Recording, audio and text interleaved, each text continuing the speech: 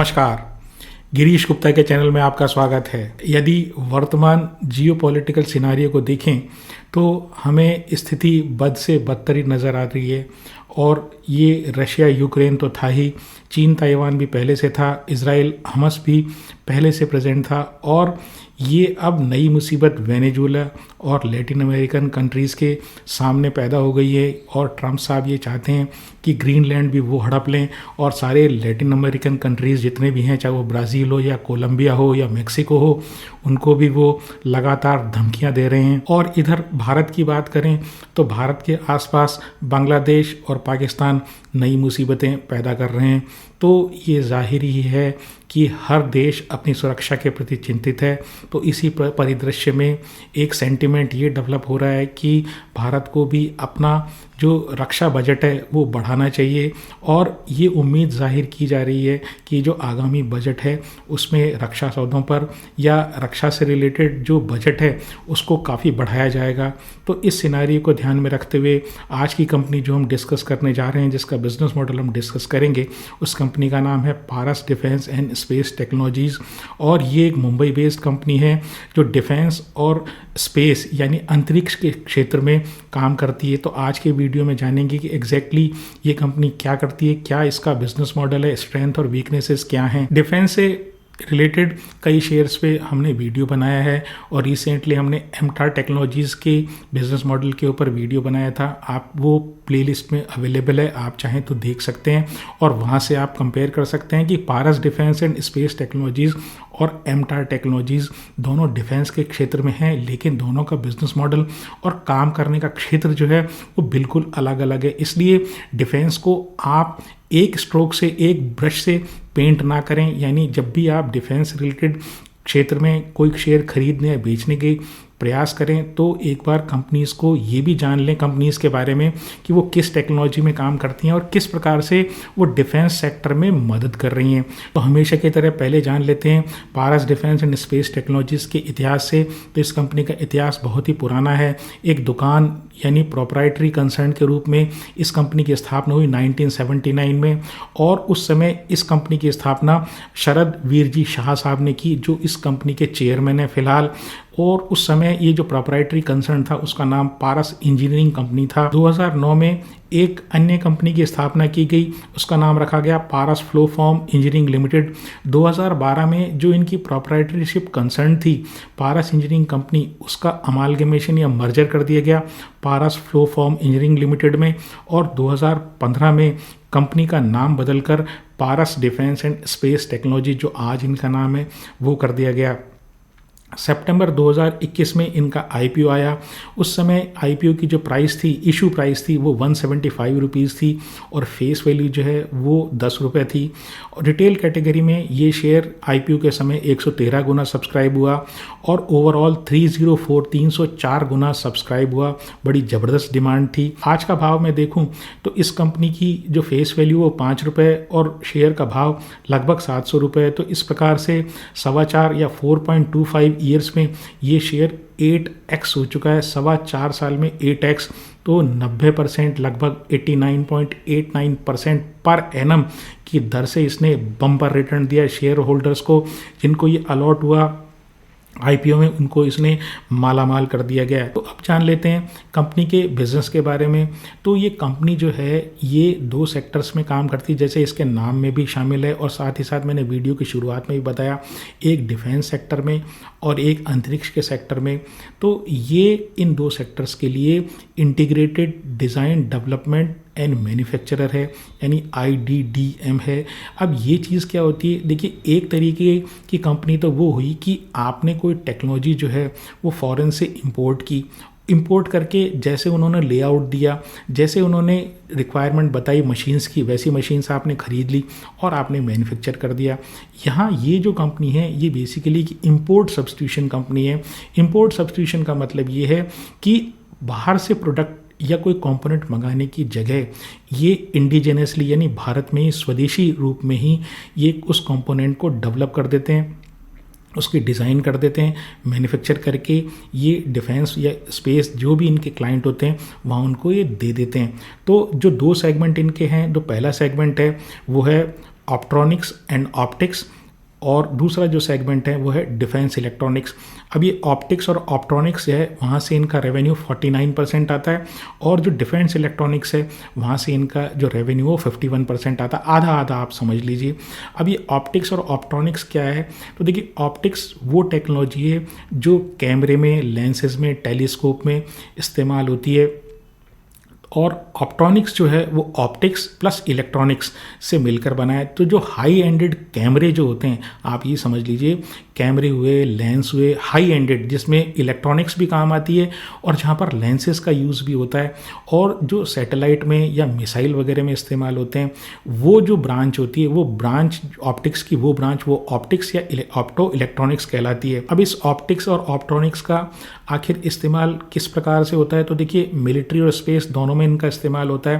पहली चीज़ जो एक टिपिकल एग्जांपल है वो है मिलिट्री में मिसाइल को गाइड करने वाला, तो मिसाइल के अंदर एक कैमरे जो लगे रहते हैं वो ऑप्टिक्स और ऑप्ट्रॉनिक्स टेक्नोलॉजी से बनाए जाते हैं और बड़े हाई एंडेड कैमरे होते हैं। दूसरा जो होता है इस्तेमाल वो ड्रोन के कैमरे होते हैं, तीसरा नाइट विजन कैमरा, और चौथा जो थर्मल इमेजिंग कैमरे जो होते हैं जिसमें किसी बॉडी की हीट से उस आदमी का पता लगाया जाता है, तो वो कैमरे भी शामिल होते हैं। अब जो स्पेस इमेजिंग की बात है तो वहाँ पे सैटेलाइट के अंदर ये कैमरे लगाए जाते हैं, बहुत ही हाई रेजोल्यूशन वाले, बहुत ही पावरफुल कैमरे होते हैं, जिसमें ये जो कैमरे होते हैं ये एग्रीकल्चर के बारे में जानकारी करने के लिए, या कोई डिज़ास्टर होती है तो उसकी इमेजिंग के लिए, या कोई मौसम की फोरकास्टिंग के लिए, या स्पाइंग, इन सब के लिए काम आते हैं। अब ऑप्ट्रॉनिक्स और ऑप्टिक्स में इस कंपनी की स्पेशलिटी है, यानी पारस डिफेंस एंड स्पेस टेक्नोलॉजीज़ की स्पेशलिटी है ये हाई एंडेड कैमरे बनाने की, और भारत की स्पेस से रिलेटेड जो कैमरे हैं यानी सैटेलाइट में जो कैमरे बनाए जाते हैं उनको बनाने वाली एकमात्र प्राइवेट सेक्टर की कंपनी है ये। अब दूसरा इनका सेगमेंट है जहाँ से इनका रेवेन्यू 51% आता है, वो है डिफेंस इलेक्ट्रॉनिक्स। अभी डिफेंस इलेक्ट्रॉनिक्स में जैसे नाम से ही जाहिर है ये डिफेंस के लिए इलेक्ट्रॉनिक सिस्टम्स बनाते हैं, तो ये बॉर्डर सर्वेलेंस के लिए सिस्टम बनाते हैं, यानी बॉर्डर के ऊपर जो चौकीदारी करते हैं उनमें इलेक्ट्रॉनिक सिस्टम बनाते हैं। इसके अलावा मिसाइल गाइडेंस को और कंट्रोल करने वाले जो इलेक्ट्रॉनिक सिस्टम होते हैं वो ये बनाते हैं। टैंक्स के लिए ये कम्युनिकेशन सिस्टम, आपस में टैंक वो आपस में कम्युनिकेट कर सके और जो एक कमांड सेंटर है वहाँ से कम्युनिकेट कर सके। टैंक्स के लिए सेंसर्स बनाते हैं और फायर कंट्रोल इक्विपमेंट भी, इलेक्ट्रॉनिक इक्विपमेंट जिससे फायर आग नहीं लगे उन टैंक्स में, तो वो सब बनाए गए हैं। इसके अलावा ये कंपनी नेवल शिप्स के लिए नेविगेशन सिस्टम यानी उसको रूट बताने का काम भी वाले इलेक्ट्रॉनिक सिस्टम बनाती है और रेडार वगैरह भी क्रिएट करती है। एक अन्य सेगमेंट जिसमें इनका रोल बहुत ही महत्वपूर्ण है और जो इनका एक क्रिटिकल कंपोनेंट है वो है इलेक्ट्रोमैग्नेटिक पल्स प्रोटेक्शन सिस्टम। अब ये चीज़ क्या होती है, तो वो आप उसको एक उदाहरण से समझ सकते हैं। जैसे मान लीजिए आपके घर में अगर सडनली वोल्टेज का बहुत तेज़ बहाव आए, यानी एकदम तेज़ी से वोल्टेज बढ़े, तो खतरा ये रहता है कि घर में जो बल्ब हुआ, ट्यूबलाइट हुआ, या इलेक्ट्रॉनिक इक्विपमेंट या इलेक्ट्रिकल इक्विपमेंट जो कनेक्टेड हैं इलेक्ट्रिसिटी से, वो फूंक सकते हैं, वो जल सकते हैं। तो इस प्रकार से जब युद्ध होता है तो कई बार ऐसी स्थितियां पैदा हो जाती हैं कि बहुत ही ज़्यादा इलेक्ट्रॉनिक या बहुत ही ज़्यादा इलेक्ट्रोमैग्नेटिक जो पल्स होता है, बहुत ही ज़्यादा इलेक्ट्रोमैग्नेटिक एनर्जी जनरेट होती है, जिसके कारण से वो आपका जो कमांड सेंटर है वहाँ से कांटेक्ट ख़त्म कर सकता है, आपके रेडार सिस्टम को बंद कर सकता है, आपके कम्युनिकेशन सिस्टम को डैमेज कर सकता है और आपको एक तरीके से हार के कगार पर ला सकता है। तो ये उपकरणों को प्रोटेक्ट करने के लिए एक सिस्टम बनाते हैं जिसको इलेक्ट्रोमैग्नेटिक पल्स प्रोटेक्शन सॉल्यूशन बोलते हैं। और ये इलेक्ट्रॉनिक जो EMP है, इसको ये राइट फ्रॉम द बिगिनिंग यानी बिल्कुल ज़ीरो से ये डेवलप करते हैं, डिज़ाइन करते हैं, मैन्युफैक्चर करते हैं, इंस्टॉल करते हैं और कमीशन करते हैं, और पूरा कंप्लीट जो है ना उसकी सर्विसिंग और टेस्टिंग वगैरह सारा काम करके देते हैं। मतलब कंप्लीटली इंडिजिनस ये काम करते हैं। दूसरी चीज़, ये जितने भी इक्विपमेंट मैंने बताया आपको, चाहे वो डिफेंस इलेक्ट्रॉनिक्स में हो या ऑप्टिक्स या ऑप्ट्रॉनिक्स में हो, तो वहाँ पर ये इक्विपमेंट की सप्लाई तो करते ही करते हैं, साथ ही साथ इनका जो रेवेन्यू आता है वो आफ्टर सेल सर्विस से, यानी एक बार तो आपने प्रोडक्ट आपने बेच दिया तो वहाँ से एक बार आपका रेवेन्यू आता है, लेकिन जो रिकरिंग रेवेन्यू है वो आफ्टर सेल सर्विस और मेंटेनेंस वाला जो काम होता है वो भी ये करते हैं, तो वहाँ से भी इनका रेवेन्यू आता है। अब इनका जो स्टेटेड गोल है, इनका जो एक फोकस है, उसको आप समझिए। ये जो कंपनी है ये एमटार टेक्नोलॉजी टाइप की कंपनी से क्यों डिफरेंट है। एमटार टेक्नोलॉजी जो है वो प्रिसीशन इक्विपमेंट में है, यानी उसका जो फोकस एरिया है वो प्रिसीशन इक्विपमेंट है, चाहे वो न्यूक्लियर सेगमेंट के लिए हो, चाहे स्पेस सेगमेंट के लिए हो, और चाहे वो डिफेंस सेगमेंट के लिए। प्रिसीशन इक्विपमेंट वो इक्विपमेंट होते हैं जहाँ पर दो मैकेनिकल या दो कंपोनेंट जो है ना वो इस प्रकार से फिट होते हैं कि उनमें ज़रा सा भी गैप की गुंजाइश नहीं होती। पूरी डिटेल के लिए आप, जैसे मैंने वीडियो के शुरू में बताया, एमटार टेक्नोलॉजी का वीडियो आप चाहें तो देख सकते हैं। लेकिन ये जो कंपनी है, इस कंपनी का फोकस या तो इलेक्ट्रॉनिक्स पर है, और ज़्यादा इनका जो फोकस है वो इनका इमेजिंग सिस्टम्स पे, या जिसको ये कहें ऑप्टिकल या ऑप्ट्रॉनिक्स पर है। ऑप्टिक्स और ऑप्ट्रॉनिक्स के क्षेत्र में इनका एक स्टेटेड गोल है, यानी इनका एक विज़न है कि ये वर्ल्ड की जो है वो टॉप ग्लोबल कंपनीज में से एक बने। किस क्षेत्र में? स्पेस और डिफेंस के क्षेत्र में। ऑप्टिक्स और ऑप्ट्रॉनिक्स के क्षेत्र में अपने विज़न को मूर्त रूप देने के लिए इन्होंने एक इजरायली कंपनी कॉन्ट्रॉप टेक्नोलॉजीज़ के साथ जॉइंट वेंचर किया है। और ये जो कॉन्ट्रॉप कंपनी, इजरायली कंपनी, ये केवल इलेक्ट्रो ऑप्टिकल और इंफ्रारेड जो कैमरे होते हैं केवल उसी में काम करती, किसी और प्रोडक्ट में काम ही नहीं करती। यानी स्पेशलाइज्ड ये है हाई एंडेड डिफेंस और स्पेस के क्षेत्र में जो हाई एंडेड कैमरे होते हैं वो बनाने का काम करती है। एक दूसरा जॉइंट वेंचर भी इन पारस डिफेंस एंड स्पेस टेक्नोलॉजीज़ का है, वो भी इजरायली कंपनी के साथ है। वो वहाँ पर ये हाइड्रोजन पावर्ड ड्रोन्स बना रहे हैं, और जिस कंपनी के साथ इन्होंने जॉइंट वेंचर किया है वो है हेवंस ड्रोन। अब ये हाइड्रोजन पावर्ड ड्रोन्स की क्या एडवांटेजेस है? पहली चीज़ तो ये कि वो ज़्यादा पेलोड ले जा सकते हैं। जो हाइड्रोजन पावर्ड है उसका कारण ये है कि बैटरी का जो वज़न होता है वो काफ़ी ज़्यादा होता है। दूसरी चीज़ ये, उनका जो आउटपुट होता है वो कांस्टेंट होता है हाइड्रोजन वालों का। बैटरी का जैसे बैटरी ड्रेन होती है वैसे वैसे उसका जो पावर आउटपुट है वो कम हो जाता है। तीसरी चीज़ ये है कि जो कोल्ड वेदर होता है उसमें जो बैटरी है वो उतना अच्छा काम नहीं कर पाती, तो हाइड्रोजन पावर्ड जो है वो बैटरी से बढ़िया काम करते हैं, बैटरी वाले ड्रोन से। चौथी बात ये कि जो हाइड्रोजन पावर्ड जो ड्रोन्स होते हैं वो काफ़ी लंबा, मतलब 2 या 3 गुने रेंज होती है बैटरी के कंपैरिजन में। इनके क्लाइंट्स की बात करें तो दो तो बहुत ही क्लियर कट इनके क्लाइंट्स हैं। पहला DRDO और इसरो, साथ ही साथ भारत की डिफेंस फोर्सेस, इसके अलावा BrahMos air space, Bharat dynamics, L&T, Tata power, solar industries, इस तरह के इंडियन इनके क्लाइंट्स हैं, और काफ़ी सारे और भी क्लाइंट्स हैं। इंटरनेशनल क्लाइंट्स की बात करें तो राफेल जेट्स बनाते हैं वो, और इजरायली एरोस्पेस, जो इसराइल की एक बड़ी जो एरोस्पेस कंपनी है वो इनकी क्लाइंट्स हैं। अब इनकी स्ट्रेंथ की बात करूं तो जैसे मैंने वीडियो के शुरू में बताया, integrated design, development and manufacturing, यानी टर्न की प्रोजेक्ट्स बिल्कुल ज़ीरो से लेके आप क्लाइंट की, आप तो रिक्वायरमेंट बताइए और हम आपकी वो रिक्वायरमेंट जो है ना राइट फ्रॉम द बिगिनिंग, हमें किसी की आवश्यकता नहीं है, किसी इम्पोर्टेड टेक्नोलॉजी की आवश्यकता नहीं है, हम यहीं डेवलप करके वो चीज़ आपको दे देंगे। तो ये मेक इन इंडिया के लिए बहुत बड़ा जो है एक तरीके से थ्रस्ट है डिफेंस के क्षेत्र में। दूसरी चीज़ ये हाई एंट्री बैरियर, उसका कारण ये है कि बहुत सारे सर्टिफिकेशन चाहिए होते हैं और हर तरह की जो इस तरह की एक्सपर्टाइज होती है वो हर कंपनी के पास होती नहीं है। तीसरी चीज़ एंड टू एंड कैपेबिलिटीज़ इनके पास है। चौथी जो स्ट्रेंथ है वो ये है कि भारत की रक्षा ज़रूरतों को देखते हुए भारत को अपना डिफेंस बजट बढ़ाना ही बढ़ाना पड़ेगा। दूसरी बात, बहुत तेज़ी से भारत की सरकार जो है वो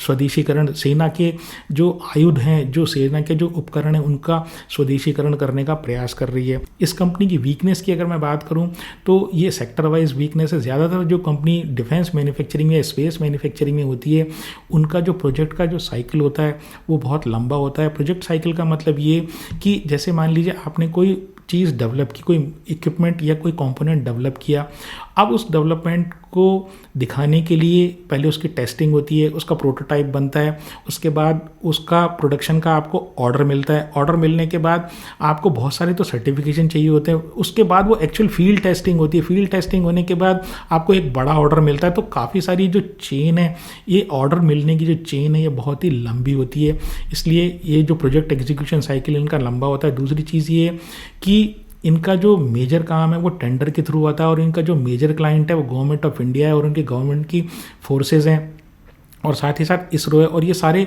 जैसे मैंने बताया टेंडर बेस्ड काम करते हैं, तो क्लाइंट कंसंट्रेशन रिस्क इनके ऊपर है। इनकी जो प्राइवेट सेक्टर के क्लाइंट्स हैं वहाँ से इनका रेवेन्यू अभी भी काफ़ी कम है। तीसरी चीज़ ये है, जो वीकनेस ये है कि अपने ग्लोबल कॉम्पिटिटर्स के कंपैरिजन में इनका साइज़ बहुत ही छोटा है, अभी बहुत छोटी कंपनी है ये। और चौथी चीज़ ये है कि ये जो डिफेंस की टेक्नोलॉजी है, स्पेस की टेक्नोलॉजी है, रैपिडली चेंज होती रहती है, तो लगातार इनको अपनी R&D में खर्चा करना पड़ता है। अब मार्केट कैप की बात करूं तो मार्केट कैप काफ़ी छोटा है इसका, फिलहाल 5660 करोड़ का, 5660 करोड़ का मार्केट कैप है। Debt to equity almost negligible है, हर 100 रुपये की इक्विटी पर 8 रुपये का कर्जा है। और इस तरह की लॉन्ग जेस्टेशन पीरियड वाली जो कंपनी होती है, वो उस कंपनी के लिए इतना कम डेट होना एक बहुत ही सिग्निफिकेंट पॉजिटिव है। ROE जो है रीजनेबल है 11.5% का, लेकिन जो PE है ये अभी भी एलिवेटेड है, काफ़ी एलिवेटेड है 81 का। 3 इयर्स की सेल अगर मैं देखूं तो 26% CAGR से बढ़ी है, और 3 इयर्स का जो प्रॉफिट है ये CAGR 32% से बढ़ा है। लेकिन जो कैश कन्वर्जन साइकिल है, यानी 1 रुपया जब अपनी कंपनी में ये लगाते हैं तो वो वापस इनको कैश होके, माल बिक के कैश होके 501 दिन में आता है। हालांकि पिछले साल मार्च 2024 में इनका जो कैश फ्लो फ्रॉम ऑपरेशंस था नेगेटिव था, लेकिन मार्च 2025 में कैश फ्लो फ्रॉम ऑपरेशंस जो है ना वो पॉजिटिव हो गया है। साथ ही साथ जो कैश कन्वर्जन साइकिल का जो क्वांटम है वो भी मार्च 2024 के कंपैरिजन में मार्च 2025 में कम हुआ है। जो प्रमोटर के पास है 53% है, FII के पास 6% है, DIA के पास 1% है, और पब्लिक के पास रेस्ट 40% है। अन्य डेवलपमेंट जो ये करना चाहते हैं वो ये है कि ये क्वांटम टेक्नोलॉजी में डील कर रहे हैं, यानी क्वांटम टेक्नोलॉजी में भी एंटर कर रहे हैं। तो वहाँ पर ये क्वांटम कम्युनिकेशन और क्वांटम सेंसिंग ये एक्चुअली ये डेवलप करना चाहते हैं। अब ये क्वांटम कम्युनिकेशन क्या होता है? एक कम्युनिकेशन ये होता है जो वेव्स के थ्रू होता है, जो क्वांटम कम्युनिकेशन होता है वो फोटोन्स के थ्रू होता है।